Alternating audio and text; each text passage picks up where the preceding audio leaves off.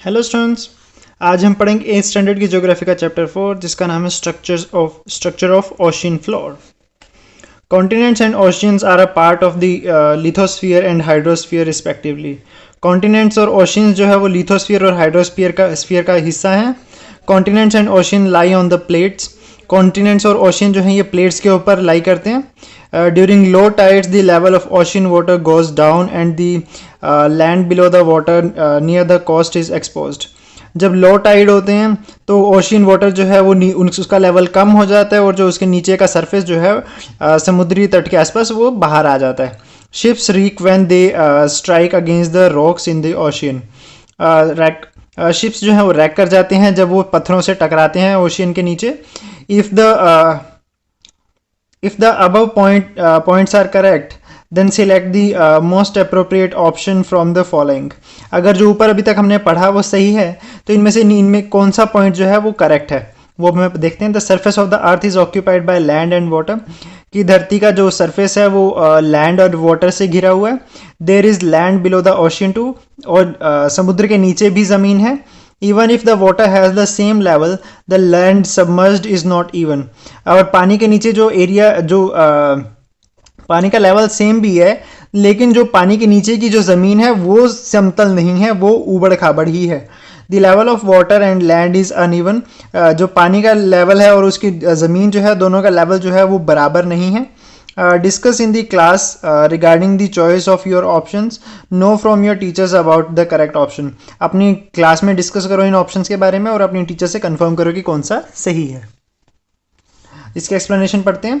We know that the proportion of water and land is uneven on the earth. हम जानते हैं कि धरती पे जो प्रोपोर्शन है ज़मीन का और पानी का वो बराबर नहीं है। 71% जो है वो पानी से घिरी हुई है अर्थ, और बाकी का एरिया जो है वो ज़मीन ही है। और पानी के नीचे भी, समुद्र के नीचे भी लैंड ही है।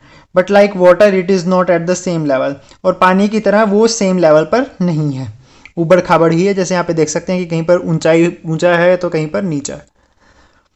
We classify the various landforms on the earth on the basis of latitudes.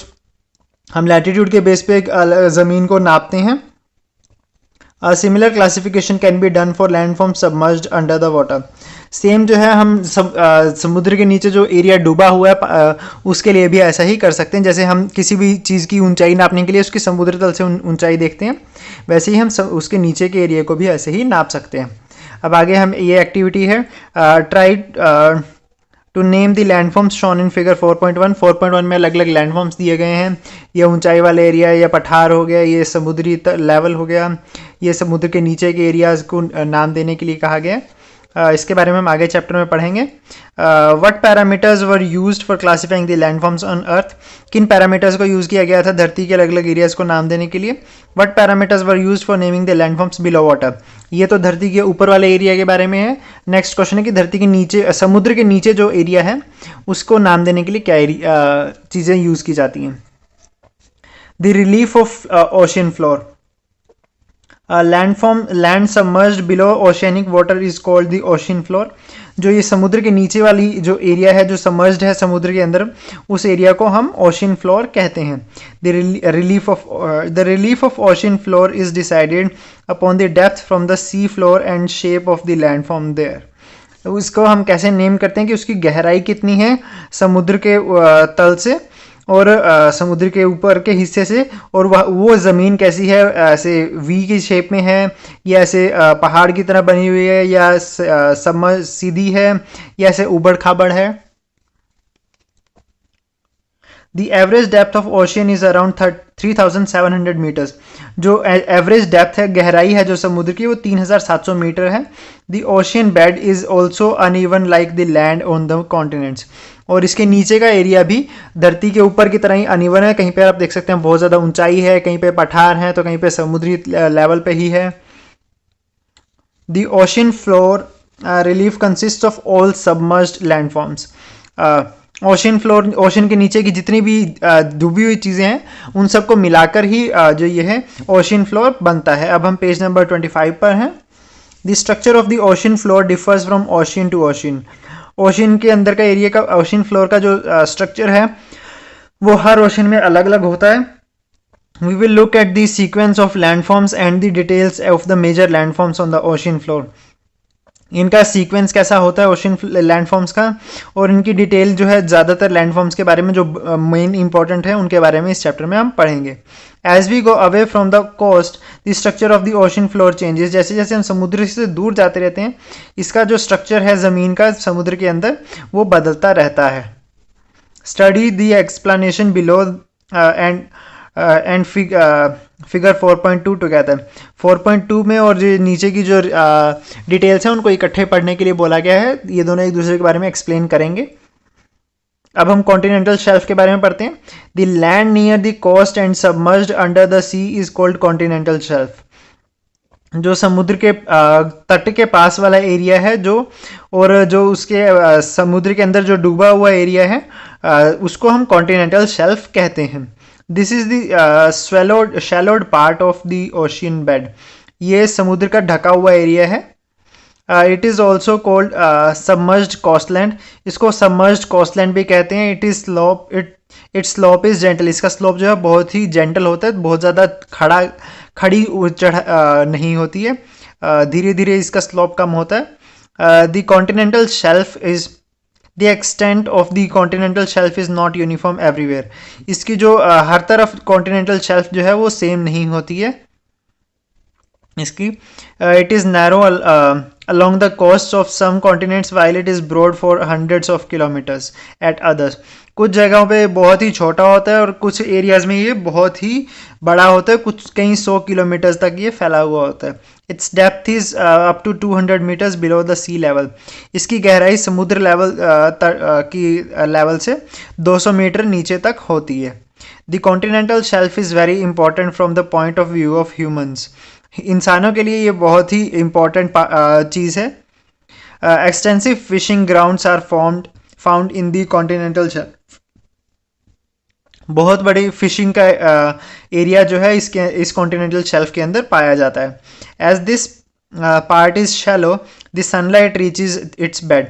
ये ज़्यादा गहरा नहीं है तो सनलाइट जो है इसकी ग्राउंड फ्लोर तक नीचे तक पहुंच जाती है. Algae plankton etcetera grow here. Algae plankton और भी बहुत सारे समुद्र के अंदर पाए जाने वाले प्लांट जो हैं यहाँ पर उगते हैं. This is the food for fish. ये मछलियों का मेन खाना है. Natural gas, mineral oil and various mineral can be obtained by mining the continental shelf. ज़्यादातर नेचुरल गैस जो है या फिर मिनरल ऑयल जो है जिससे हमें पेट्रोलियम और डीजल और बहुत से ऐसे ऑयल्स मिलते हैं, ये सब जो है इसी कॉन्टिनेंटल शेल्फ की माइनिंग से ही हमें प्राप्त होते हैं. For example Mumbai High located on the continental shelf of Arabian Sea. Mumbai जो है वो अरेबियन सी की कॉन्टिनेंटल शेल्फ पे स्थित है. It is a source from where we obtain mineral oil and natural gas.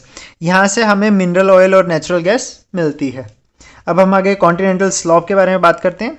After the extent of continental shelf is over the slope of sea bed becomes steeper.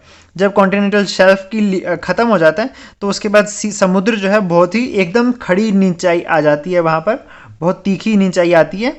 और यहाँ की जो गहराई है वो 200 मीटर से 3600 मीटर तक होती है. In some places it is more, कई प्लेसेस पे इससे भी ज़्यादा होती है. The continental slope is narrow. ये बहुत ही पतला होता है. The lower boundary of the continental slope is considered to be the boundary of the continents. इसकी जो नीचे की बाउंड्री है वो कॉन्टिनेंट्स की बाउंड्री भी कही जाती है. अब हम अबिसल प्लेन्स के बारे में पढ़ेंगे. Beyond the continental slope lie the abyssal plain which are the flat part of the sea bed. जैसे आप देख सकते हैं कि यहाँ पर ये फ्लैट एरिया जो है इसे हम अबिसल प्लेन्स कहते हैं. यहाँ पर पहले ये थोड़ा कम नीचाई वाला एरिया है जो कि कॉन्टिनेंटल शेल्फ है. ये फिर बहुत ही ज़्यादा गहराई वाला एरिया है जो है ये कॉन्टिनेंटल स्लोप हो गया. तो उसके बाद कॉन्टिनेंटल स्लोप के बाद अबिसल प्लेन्स आते हैं समुद्र के अंदर. The abyssal plain consists of various submerged landforms like hills, plateaus, etc. Abyssal plains में कई सारे hills और plateaus भी, पठार भी होते हैं समुद्र के अंदर डूबे हुए. Mountain ranges and plateaus. अब हम इस जो एबिसल प्लेन्स के अंदर जो माउंटेन रेंजेस और प्लेट्यूज हैं उसके बारे में पढ़ते हैं। The hills and mountains found on the ocean bed are called submerged hills and mountains. जो समुद्र के अंदर माउंटेन और हिल्स पाए जाते हैं तो उन्हें हम सबमर्ज्ड हिल्स और माउंटेन कहते हैं। सबमर्ज का मतलब पानी के अंदर डूबे हुए, हिल्स और माउंटेन्स मतलब पहाड़ ही हैं। These hills are hundreds of kilometers wide and thousands of kilometers long. इनकी चौड़ाई जो है कई 100 किलोमीटर और लंबाई कई हजार किलोमीटर तक हो सकती है। Peaks of some of the submerged hills come above the sea level, और कुछ जो है समुद्री तट से बाहर भी, समुद्र के लेवल से बाहर भी आ जाते हैं। जो इस तरह से इसके आसपास यहाँ पर पानी है और ये बीच में इसकी जो पहाड़ों की जो चोटी है वो समुद्र से बाहर निकली हुई है।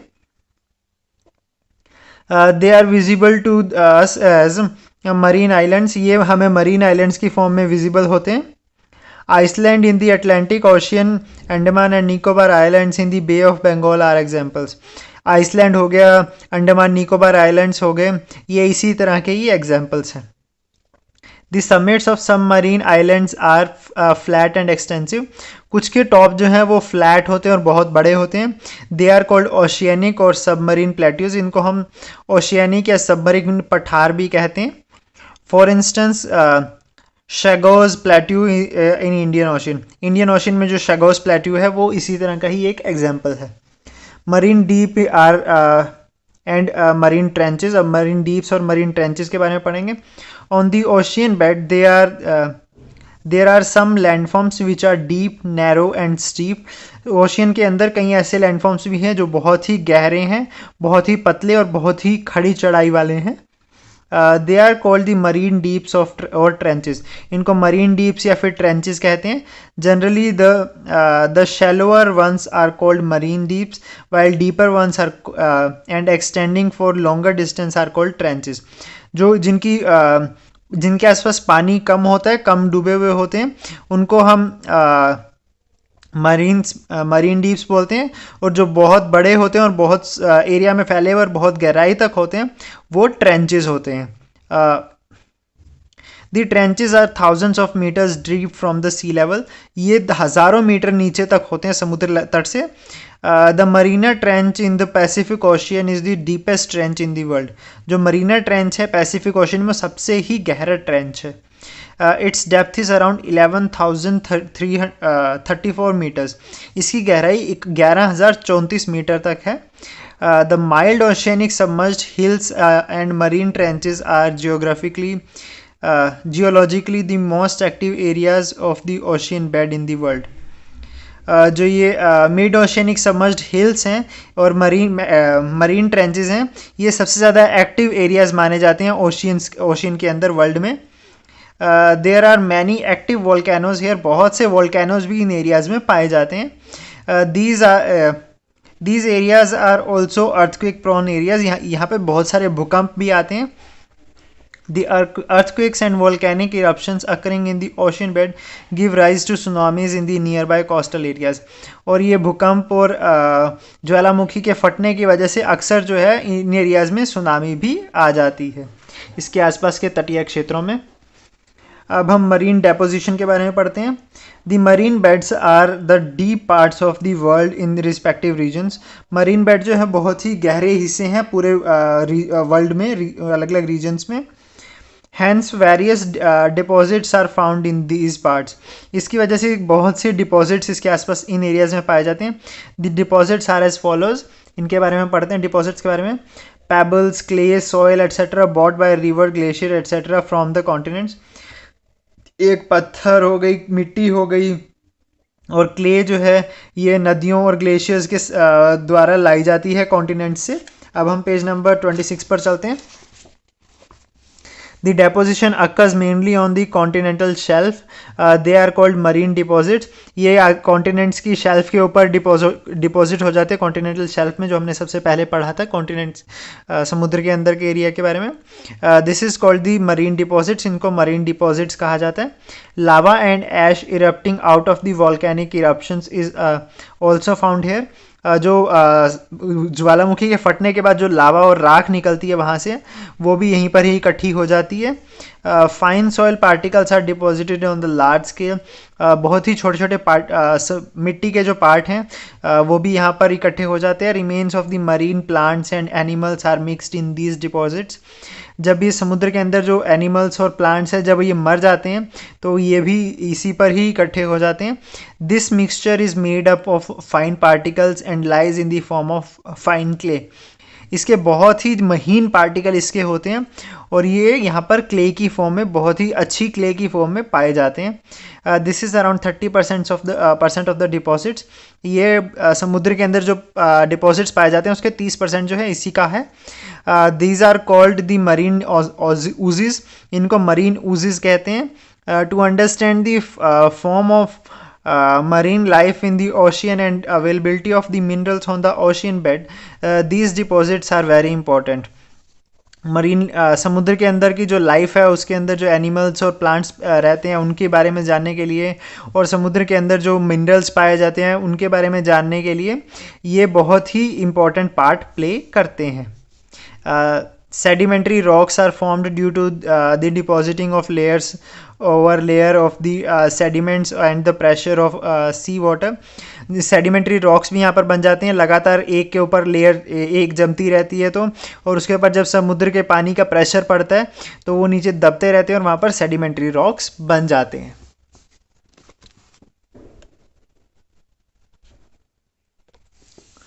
Besides some human induced material is also found hair.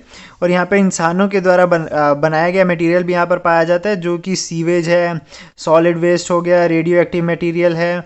हम अक्सर अपना रेडियो एक्टिव मटेरियल जो है समुद्र में ही डंप कर देते हैं। वेस्ट केमिकल्स हो गए, plastic etcetera. These waste prove hazardous to the hydrosphere. ये समुद्र के अंदर रहने वाले जानवरों और अंदर के जो इकोसिस्टम जो बना हुआ है उसके लिए बहुत ही हानिकारक है। These materials are extremely harmful to the marine life and its environment। ये समुद्र के अंदर की लाइफ और उसके एनवायरनमेंट के लिए बहुत ही हानिकारक हैं। Though the polluting components are less, their nuisance value is more।